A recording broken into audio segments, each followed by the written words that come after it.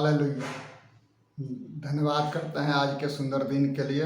प्रभु यीशु मसीह के मधुर नाम में आप सबों को जय मसीह की। आज हम देखते हैं मेरे प्रियो कि आपका जीवन, मेरा जीवन क्या खुशबूदार है मसीह के लिए। आपका जीवन क्या खुशबूदार है पवित्र आत्मा का निवास करने के लिए। क्या आपका जीवन खुशबूदार है परमेश्वर की स्तुति और प्रशंसा करने के लिए। क्या हम वैसा खुशबूदार बन सकते हैं या बन गए हैं। हम वैसा खुशबूदार दिन प्रतिदिन बनने की कोशिश करते हैं। हम पाप करते हैं, शाम को हम प्रभु से क्षमा मांगते हैं कि हे प्रभु यीशु, हमारे जीवन में बोलने से सोचने से जो भी गलतियां हैं क्षमा कीजिए। जो भी समस्याएं हैं हमको उन समस्याओं से बचा करके रखिए। हम पढ़ते हैं प्रभु में सदा आनंदित रहो। भजन संहिता 23 अध्याय के 1 पद में हम पढ़ते हैं कि प्रभु यहोवा मेरा चरवाहा है, मुझे कुछ घटी नहीं। जब यहोवा आपका चरवाहा है तो आपकी घाटी नहीं होगी, इसलिए क्योंकि परमेश्वर अपने स्वर्ग का झरोखा खोल करके अपरंपार आशीष की बारिश करते हैं। मलाकी 3 के 9 और 10 पद में हम इसमें पढ़ते हैं प्रभु में सदा आनंदित रहो।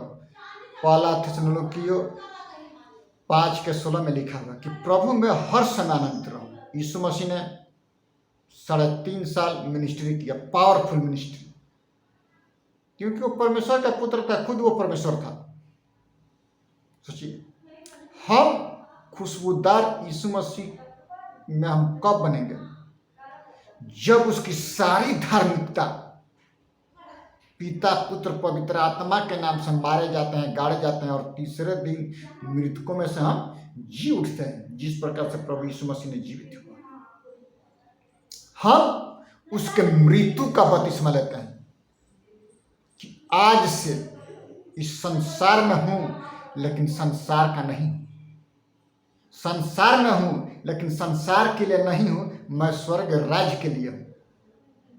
पृथ्वी में प्रियो हम घोषणा करते हैं, तब जाकर के मेरा और आपका जीवन प्रभु यीशु मसीह के योग्य और ग्रहण योग्य करके बनता है। वो कहता है कि तुम मेरे धर्म और राज्य की खोज करो तो संसार के हर एक वस्तु मिल जाएगी। यीशु कहते हैं कि तुम मेरे स्वर्ग पिता के इच्छा के मुताबिक कार्य करोगे, वही स्वर्ग के राज्य में प्रवेश करोगे। यदि कार्य नहीं करोगे तो स्वर्ग के राज्य में प्रवेश करना अनहोना होता है। इसी रीति से हम एक मसीह होने के नाते बनना है, क्योंकि हम परमेश्वर के निकट उद्धार पाने वालों के लिए और नाश होने वालों के लिए, दोनों के लिए मसीह के सुगंध है।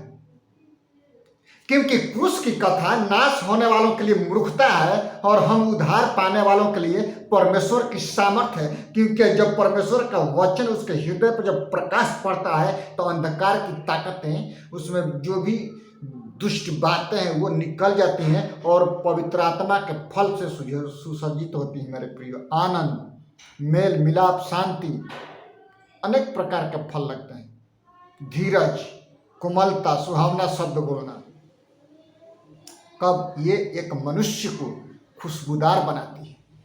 दाऊद राजा कहते हैं कि मैं तेरा वचन को अपने हृदय में रखा है कि ताकि तेरे विरोध में पाप न करूं, तेरी आत्मा के विरोध में पाप न करूं।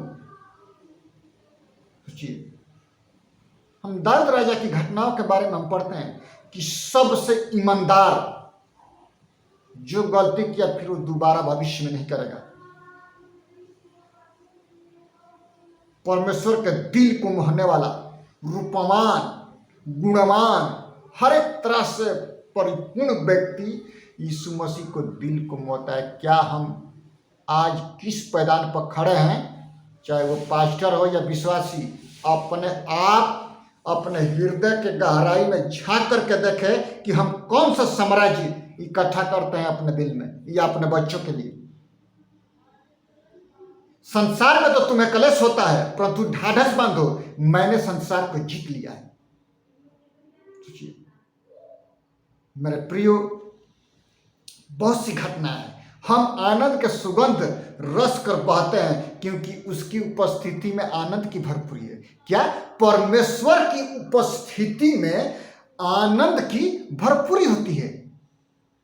जब हम आराधना प्रार्थना मन से करते हैं, दिल से करते हैं, आत्मा से करते हैं, तो हमको अजीब शांति महसूस होता है और परमेश्वर का सामर्थ्य का आभास होता है, पवित्र आत्मा का आने का आभास होता है कि हमारे में कार्य हो रहा है। जब आप फोन से प्रार्थना करते हैं और वहाँ चंगाई होता है तो आप कॉन्फिडेंस होते हैं, आपको विश्वास होता है कि परमेश्वर मेरी प्रार्थना सुनता है। परमेश्वर उसके आंसुओं को देख करके आपके द्वारा एक मध्यस्थ की प्रार्थना करते हैं पृथ्वी में बैठ कर तो स्वर्ग के बीच में। मेरे प्रियो, परमेश्वर आपकी प्रार्थनाओं का उत्तर देते हैं, तब जाकर के मेरा आनंद और प्रभु यीशु मसीह के साथ मेल होता है और खुशी होती है। तब हम खुशबूदार द्रव्य मनुष्य उसका एक पात्र बन जाते हैं, क्योंकि हम मिट्टी के पात्र में हैं और उसका धन हमारे हृदय में परमेश्वर का वचन है, असीम ज्ञान है, जो हम दूसरों को बांट करके हम खुशबूदार बनते हैं।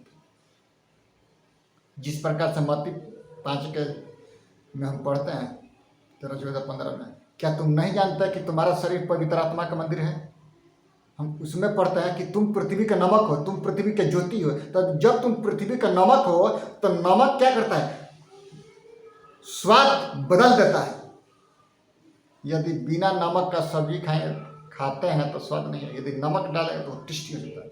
उसी तरह से हम अपने मित्र को अपने संगति में ला करके एक खुशबूदार यीशु मसीह को ग्रहण योग्य भावता हुआ उपस्थित करना है, जीवित बलिदान चढ़ाना।